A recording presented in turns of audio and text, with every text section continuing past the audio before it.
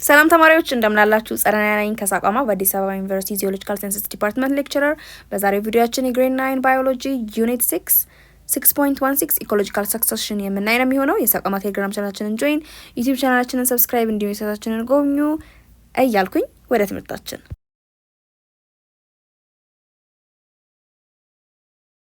በዚህ ቪዲዮ ዋነኛ ዓላማችን የሚሆነው is to describe ecological succession ኢኮሎጂካል ሰክሰሽን የምንለው ነገር ወይም ደግሞ በስነ ምህዳር ውስጥ ያለ ውርርስና መተካካት ምን እንደሚመስል እናያለን።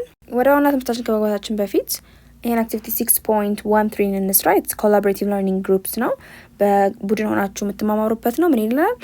this section 6.16 ማለት ነው presents the phenomenon of ecological succession። በዚህ ሰብሴክሽን የምንማረው ስለ እንዴት አድርጎ ኢኮሎጂካል ሰክሰሽን የምንለው ነገር እንደሚከሰት ስለሆነ እናንተ ትወያዩበታላችሁ። ይሄንን ጽንሰ ሀሳብ ምንድነው what's the concept of this ecological succession የሚለው ነገር እንድትወያዩ ነው የሚለው። ከዛም you tell the difference between primary and secondary succession የመጀመሪያ ደረጃ እና የሁለተኛ ደረጃ succession የምንላቸው ነገሮች ምን እንደሆነ ልዩነታቸው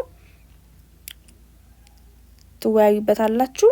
and how might the early species facilitate the arrival of the other species እንዴት ቀድመው የነበሩ ዝርዮች ቀጣይ ለሚመጡ ዝርዮች እንዴት አድርገው ሁኔታዎችን እንደሚያመቻቹላቸው ተወያዩ ነው የሚለው። ኢኮሎጂካል ሰክሰሽን ምንድነው የሚለው ነገር ስንመልስ this ecological succession is the gradual change in a community over time leading to a stable climax ecosystem። this ecological succession የምንለው ክስተት ምንድነው? በአንድ ስነ ምህዳር ውስጥ ያለ ኮሚኒቲ ቀስ በቀስ የሚያሳየው የለውጥ ሂደት ነው ማለት ነው። through time over time ቀስ በቀስ ለውጦች እያሳየ ስቴብል የሆነ የማይለዋወጥ የተረጋጋ ስነ ምህዳር የሚሆንበት ሁኔታን ነው ክስተትን ነው ኢኮሎጂካል ሰክሰሽን የምንለው። ሶ የመጀመሪያ ደረጃ ሰክሰሽን ወይም ፕራይመሪ ሰክሰሽን የምንለው it begins on a bare surface with no soil ምንም አይነት አፈር በሌለበት ገላጣ ቦታ ላይ የሚጀምር ሲሆን እንደ አይነት ክስተቶች ደግሞ የሚጀምሩት ለምሳሌ it could be after a volcanic eruption ሊሆን ይችላል። የእሳተ ገሞራ ክስተት ከተከሰተ በኋላ ያለውን መሬት መውሰድ እንችላለን። ከዛ በዚህ አካባቢ this pioneer species ምንላቸው አሉ ግንባር ቀደም ወይም ደግሞ ጀማሪ ዝርዮች እንደ ላይካንስ የመሳሰሉ ህይወት ያላቸው ነገሮች ይህንን ቤር ሰርፌስ ምንም የሌለበትን ቦታ አለቶቹን በመሰባበር አፈር እንዲፈጠሩ ያደርጋል። እያለ ሌሎች ደግሞ በአፈሩ ላይ ተመሰተው የሚመጡ ዝርዮችን እየተተካኩ ስነ ምህዳሩ ሰክሲድ የሚያደርግበት ወይም ሰክሴሽኑን የሚያካሂድበት ሁኔታ ነው የሚፈጠረው። the secondary succession ደግሞ ምንለው ይሄ የሚፈጠረው መች ነው? it occurs in an area with existing soil after a disturbance ማለት ነው። ኦሬዲ በዛ ቦታ ራሱን የቻለ ቦታ ሆኖ አፈር ኖሮ ከዛ በኋላ ህይወት ኖሮበት የሚያቅ ቦታ ሆኖ ነገር ግን በተለያዩ ተፈጥሯዊ ወይም ደግሞ ሰው ሰራሽ ክስተቶች ምክንያት ያ ቦታ ተረብሾ እና የተረጋጋ ስነ ምህዳርነቱን አጥቶ ከነበረ ከዛ በኋላ በነበረ አፈር ላይ ተንተርሶ ደግሞ ሌሎች ህይወት ያላቸው ነገሮች መኖርና መተካካት ሲጀምሩ ነው the secondary succession የምንለው። እንደ አንድ አይነቱን ደግሞ succession recovery is very faster ማለት ነው። ቶሎ የመመለሱ ነገር ፈጣን የሆነበት አይነት ሰክሰሽን ነው the secondary succession የምንለው። እንዴት አድርገው ነው pioneer species ወይም ደግሞ ግንባር ቀደም በመጀመሪያ ላይ የምናገኛቸው ዝርዮች ለሌሎች ዝርዮች ማደግ ቦታዎችን የሚያመቻቹላቸው ለሚለው ደግሞ this pioneer species modify the environment creating soil stabilizing it and improving conditions for other species to thrive ማለት ነው። ቀደም ብለን እንዳልነው እንደ ላይከንስ የመሳሰሉ የእጽዋት ዝርዮች pioneer species እንላቸዋለን ወይም ደግሞ early species እንላቸዋለን። እነዚህ species አፈሩን ለምነት በመጨመር አፈሩን በማስተካከል በመሰባበር ሌሎች ትላልቅ እጽዋት እንዲያድጉ ቦታውን ያመቻቻሉ። ከዛ እነዛ ደግሞ ትላልቅ እጽዋቶችን የሚበሉ ሌሎች ኦርጋኒዝሞች ያላቸው ነገሮች እያለ እንዲቀጥል ስለሚያደርጉ ነው ማለት ነው። በእንዲህ አይነት መልኩ ነው የሚያመቻቹት this pioneer species። ሶ መልሰን what's an ecological succession የሚለውን ጥያቄ ሰፋ አድርገን ስንመልሰው it changes in the composition of terrestrial communities በየብሳዊ በሆነ ኮሚኒቲ ውስጥ የምናያቸውን ለውጦችን እና ደግሞ እነዚህ ለውጦች ደግሞ የሚከሰቱት most apparently after a severe disturbance ከባድ የሆነ መረበሽ ካጋጠመው በኋላ የሚፈጠር ለውጥ ነው። ለምሳሌ እነዚህ ከባድ የሆኑ ረብሻዎች ወይም ደግሞ ክስተቶች it could be the volcanic eruption የእሳተ ገሞራ ሊሆን ይችላል ወይም ደግሞ glacier የትልቅ የበረዶ ግግር መንሸራተት በእነዚህ አይነት ክስተቶች አማካኝነት it stripes away all the existing vegetation ማለት ነው። በዛ ቦታ ይኖር የነበሩ እጽዋትን ጠራርጎ ይወስዳቸዋል።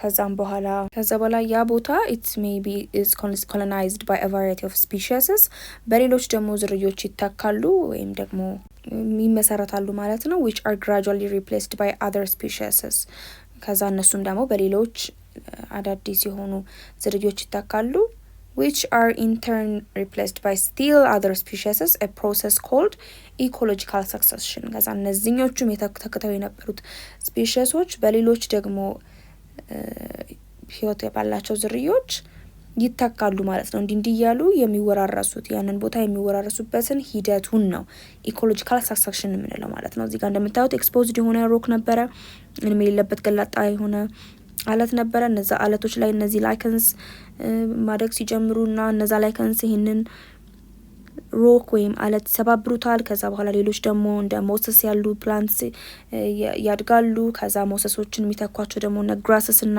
ዊድስ ይኖራሉ፣ ሳሮች ያድጋሉ። ከዛ እነዚህን ሳሮች ደግሞ የሚተኩ ሌሎች ሄርባሺየስ ፕላንትስ ቁጥቋጦች ሽረብስ ይኖራሉ። ከዛ ይህ ቀጥልና ያንግ ፎረስት ይተካዋል ያንን ቦታ። ከዛ በኋላ እነሱን ደግሞ ማቹርድ የሆኑ ፎረስቶች ያዳደጉ ትላልቅ ዛፎች ይተኳቸዋል። እያለ የአካባቢ ክላይማክስ ፎረስት ይሆናል ማለት ነው። የስነ ምህዳሩ የተረጋጋ አይነት ስነ ምህዳር ይኖረዋል ማለት ነው። ታዲያ ይሄ ሂደት when this process begins in a virtually lifeless area ምንም አይነት ህይወት ባልነበረበት ቦታ ከሆነ የሚጀምረው እንዲህ አይነቱ ሂደት such as on a new volcanic island የእሳተ ገሞራ ኑሮ ከዛ እሳተ ገሞራ የጠፋበት ቦታ ከነበረ or ደግሞ in the rubble or moraine በበረዶ ናዳ ተቆልሎ የነበረ ቦታ ከነበረ ከነበረ is left by a retreating glacier ማለት ነው።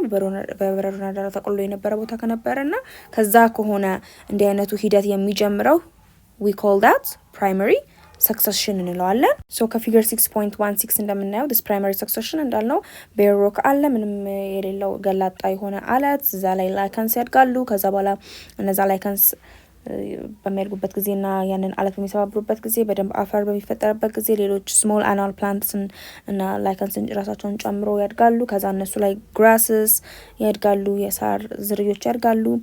ከዛ እነዛ ሳሮች ደግሞ ሞር አመቺ ስለሚያደርጉ ለቀጣዮቹ ዝርዮች the intermediate species የምንላቸው እነዚህ አሁን መስራች ስፔሺሶች ናቸው።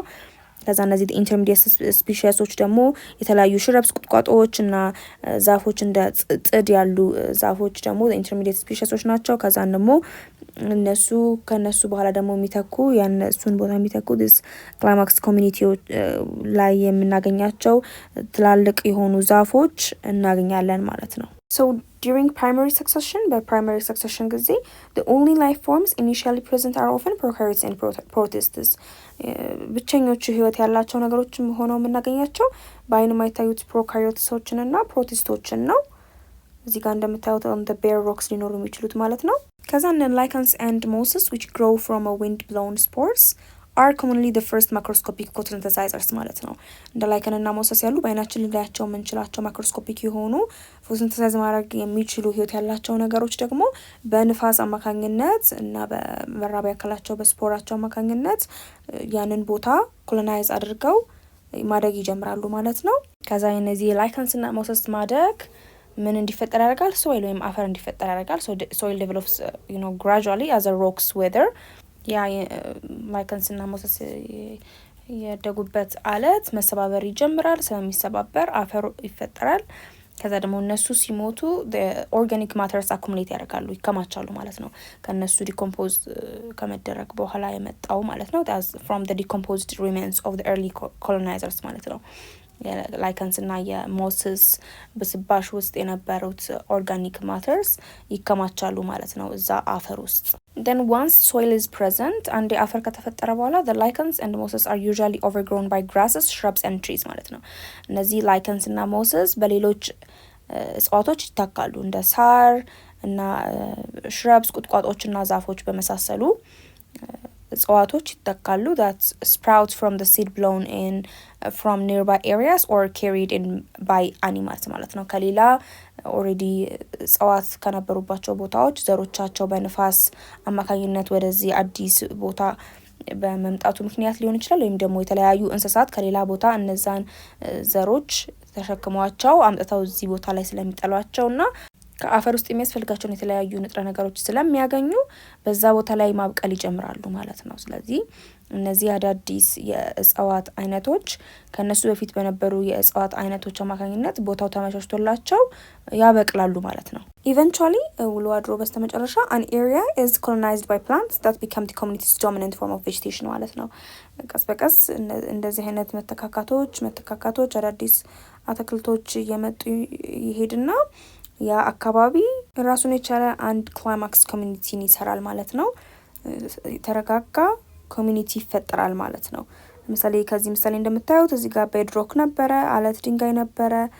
ከዛ በኋላ እነሱ ላይ ላይከንስ እና ሞስስ አደጉና ያንን አለት ሰባበሩ። ከዛ አፈር ተፈጠረ። ከዛ አፈር ላይ ደግሞ ሌሎች ማደግ የሚችሉ ትናንሽ ሳሮች አደጉ። ከዛ ከነዛ ትናንሽ ሳሮች ደግሞ እንደ ፈርንስ እና ሽረብስ ቁጥቋጦች የመሳሰሉ ደግሞ አትክልቶች ወይም ደግሞ እጽዋቶች ማደግ ጀመሩ። ከዛ እያለ ትላልቅ ዛፎች እንዲሁም ደግሞ የኮክ ዛፍ እዚህ ጋር እናያለን። ስለዚህ በእንዲህ መልኩ የተለያዩ ፖፑሌሽንስ ኦፍ ፕላንትስ ያሉበት ወይም የእጽዋት ፖፑሌሽኖች ክምችት ያሉበት ኮሚኒቲ ክላይማክስ ኮሚኒቲ ተፈጠረ ማለት ነው። ታዲያ producing such a community through primary succession may take hundreds or thousands of years ማለት ነው።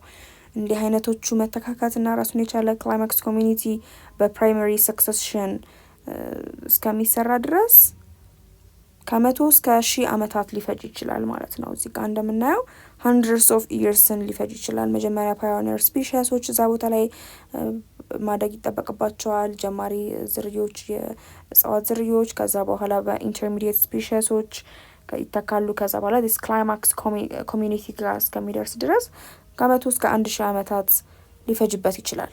In the climax community እንግዲህ early arriving species and later arriving ones may be linked by one of the three key processes ቀድመው የነበሩ ዝርዮች በኋላ ከሚመጡ ዝርዮች ጋር የሚያገናኛቸው 3 አይነት ሂደቶች ሊኖሩ ይችላሉ።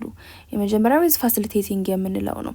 facilitating ማለት ቀድመው የነበሩ ዝርዮች ለምሳሌ ቀደም ብለን እንደ ላይካንስና ሞሰስን አይተናል።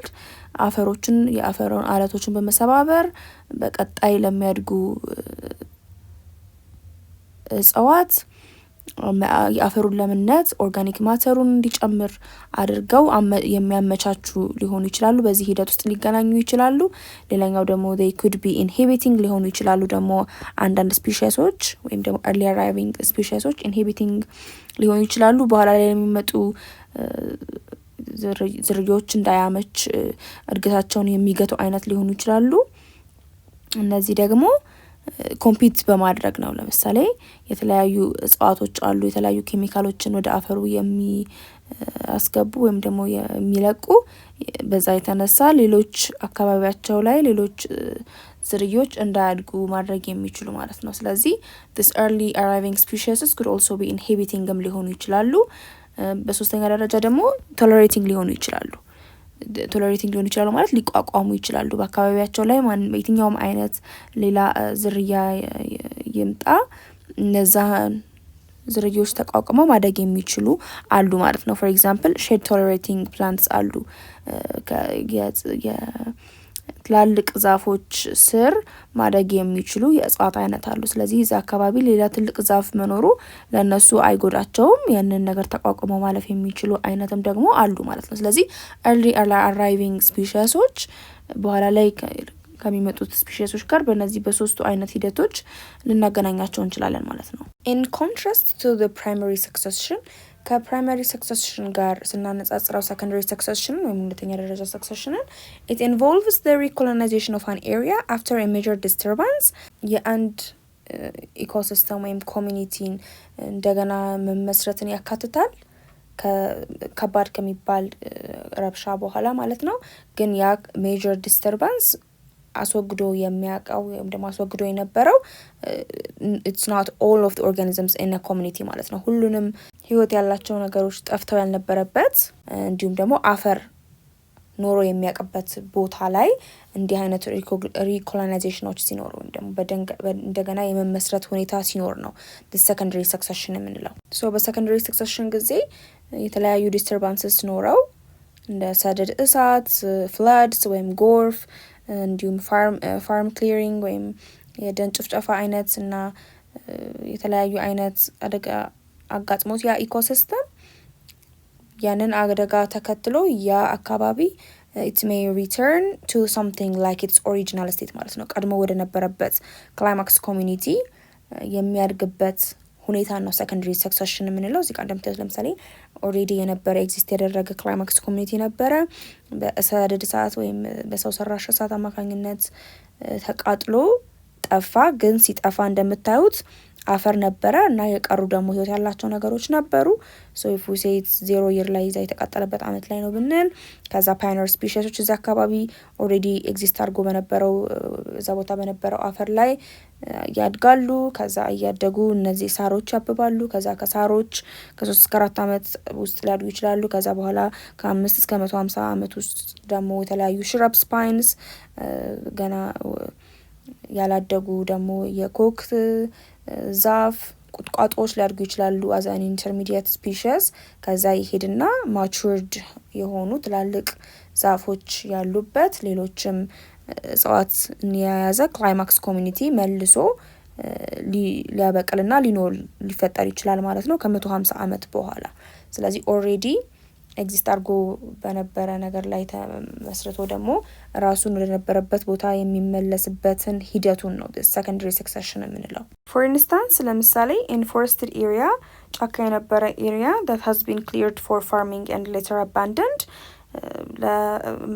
ለመታረስ ተብሎ ተመንጥሮ ከነበረ ያ ጫካ ከዛ በኋላ ደግሞ ተትዎ ከነበረ በዛ አካባቢ the earliest plants to recolonize are often herbaceous species ማለት ነው።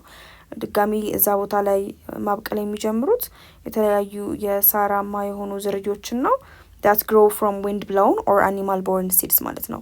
ወይ በንፋስ አማካኝነት ዘራቸው ወደዚህ አካባቢ የመጣ ወይም ደግሞ የተለያዩ እንስሳት ከሌላ ቦታ ዘሮቹን ይዟቸው መጥተው እዚህ ጋር በትኗቸው የሆነ አይነት ሊሆን ይችላል። በዚህ የተነሳ the herbaceous species ናቸው ይህን አካባቢ recolonize የሚያደርጉ። and if the area has not been burned or heavily grazed ያ ቦታ ደግሞ በጣም በከባዱ ተቃጥሎ ካልነበረና ወይም ደግሞ በከባዱ በግጦሽ ሳር ጋጮች እንስሶች ተግጦ ካልነበረ woody shrubs እንጨታማ የሆኑ ቁጥቋጦ እጽዋት may in time replace the most of the herbaceous species ማለት ነው። ትናንሽ የሆኑ ሳራማ የሆኑትን እጽዋቶች እነዚህ ደግሞ እንጨታማ የሆኑ ቁጥቋጦች ሊተኳቸው ይችላሉ ማለት ነው። and then this forest trees may eventually replace most of the shrubs ማለት ነው። ቀስ በቀስ በስተመጨረሻ ያ ኮሚኒቲ ቀድሞ ወደ ነበረበት ክላይማክስ ኮሚኒቲ መመለስ ይችላል ማለት ነው ከብዙ አመታት በኋላ። እሺ አሁን ደግሞ በዚህ ሰብሴክሽን ያየናቸውን ኪ ተርምስ ወይም ቁልፍ ቃላት እንመልከት። ክላይማክስ ኮሚኒቲ የሚል ነገር አይተናል። ይሄ is a stable community that undergoes little or no change ማለት ነው።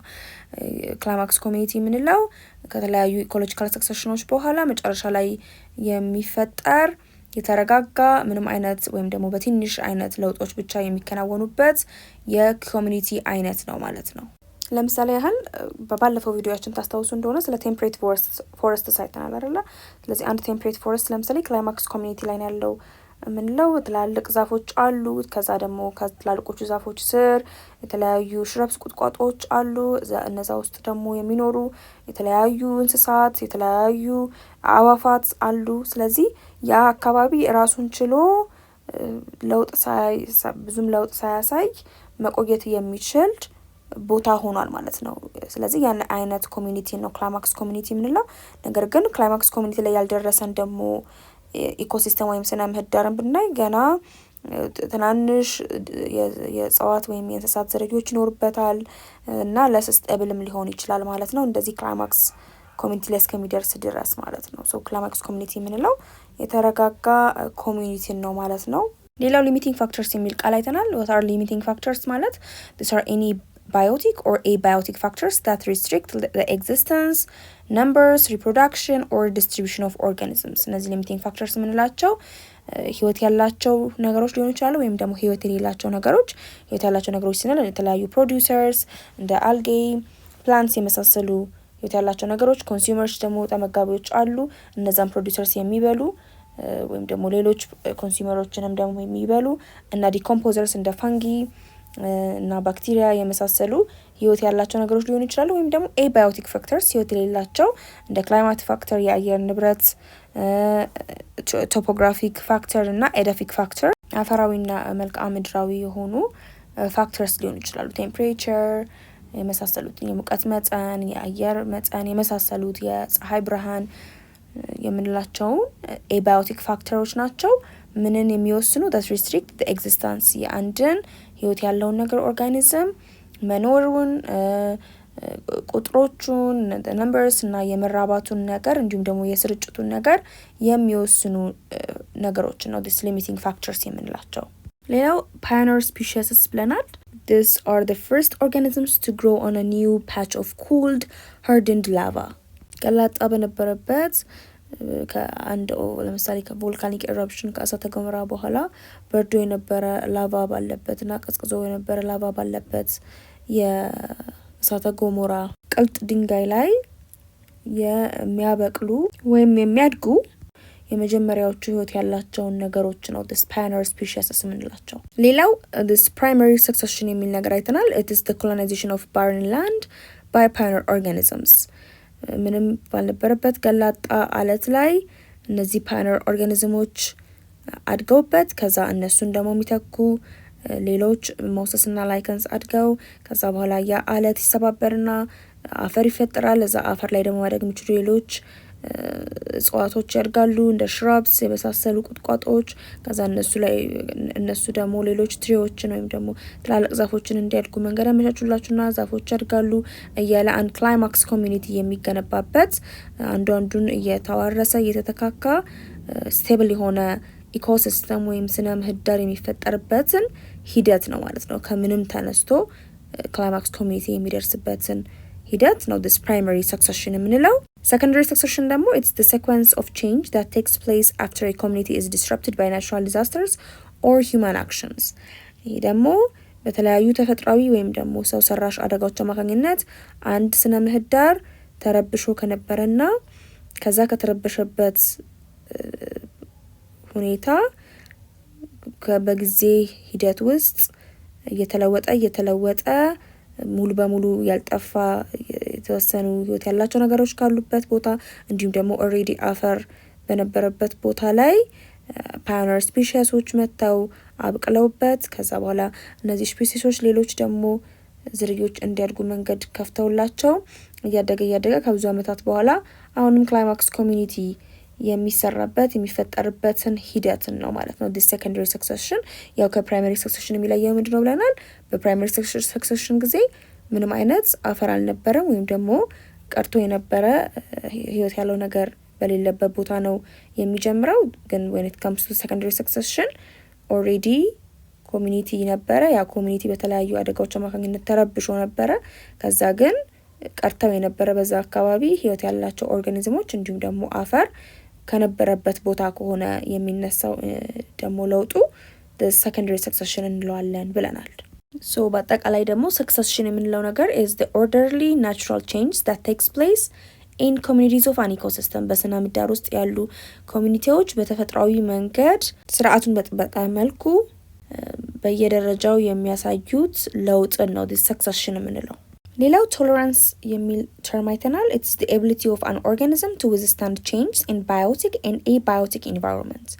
ቶለራንስ የምንለው ነገር የአንድ ህይወት ያለው ነገር በአካባቢው ለሚኖሩ በህይወት ባላቸው ነገሮች እንዲሁም ደግሞ በኤባዮቲክ ፋክተርስ ህይወት በሌላቸው ነገሮች አማካኝነት የሚመጣው በአካባቢው ላይ የሚኖረውን ለውጥ ተቋቁሞ የመቆየት ችሎታውን ኤቢሊቲውን ነው this tolerance የምንለው። እሺ ይሄን ቪዲዮ ከማጠናቀቃችን በፊት self assessment 6.7 እንስራ። የመጀመሪያው ጥያቄ after a flood destroys everything growing on the land which type of succession is most likely ይላል። አንድ ኦሬዲ የነበረ ኮሚኒቲ ላይ የጎርፍ አደጋ ቢደርስና ያንን ኮሚኒቲ ቢያጠፋው ከዛ በኋላ የሚፈጠረው የሰክሰሽን አይነት ሞስት ላይክሊ የትኛው አይነት ነው ይለናል። ሁለተኛው ደግሞ what is succession ብሎ ይጠይቀናል። so after a flood destroys everything በጎርፍ አማካኝነት አንድ ኮሚኒቲ ከተረበሸ በኋላ ሊፈጠር የሚችለው የሰክሰሽን አይነት is the secondary succession አይደለ? since the soil remains intact recovery is faster than as plants and animals recolonize the area ማለት ነው። ኦሬዲ እንደ ዲሳስተር ከተፈጠረ በኋላ ኦሬዲ የነበረው አፈር ስለሚቀር እዛው ላይ ዛና አፈር ላይ ተንተርሰው ደግሞ የሚያድጉ እጽዋትና እንስሳቶች በቀላሉ ሊያድጉ ሊያበቅሉ ስለሚችሉ ማለት ነው። ሁለተኛ what is succession ለሚለው it's the natural process of change in an ecosystem over time leading to the development of a stable community ማለት ነው። succession የሚለው ነገር ተፈጥሯዊ የሆነ ሂደት ነው። በአንድ ስነ ምህዳር ውስጥ የሚኖር ለውጦችን ነው። እነዚህ ለውጦች ደግሞ ከጊዜ ወደ ጊዜ እያደጉ ያንን ኮሚኒቲ ስቴብል ያደርጉታል ማለት ነው። ወይም ደግሞ ምንም አይነት ለውጥ የተወሰነ አይነት ለውጥ የሚካሄድበት የኮሚኒቲ ደረጃ ላይ እንዲደርስ የሚያስችል የተፈጥሮ ሂደት ነው ሰክሰሽን የምንለው። የዛሬ ቪዲዮአችን ይህን ይመስል ነበረ። ስለ ኢኮሎጂካል ሰክሰሽን በደንብ አድርጋችሁ እንድትረዳችሁ ተስፋ አድርጋለሁ። በቀጣይ ቪዲዮአችን ደግሞ 6.2 ስለ ኢኮሎጂካል ኢንተራክሽንስ ወይም በስነ ምህዳር ውስጥ ስለምናገኛቸው የተለያዩ መስተጋብሮች የምናይ ነው የሚሆነው። የሳቋማ ቴሌግራም ቻናላችንን ጆይን፣ ዩቲዩብ ቻናላችንን ሰብስክራይብ፣ እንዲሁም ዌብሳይታችንን ጎብኙ እያልኩኝ ጥያቄዎች ካሏችሁ ጻፉልን፣ እንዲሁም አስተያየቶቻችሁንም ጻፉልን። በቀጣይ ቪዲዮ እስከምንገናኝ ድረስ ሰላም ሰንብቱ።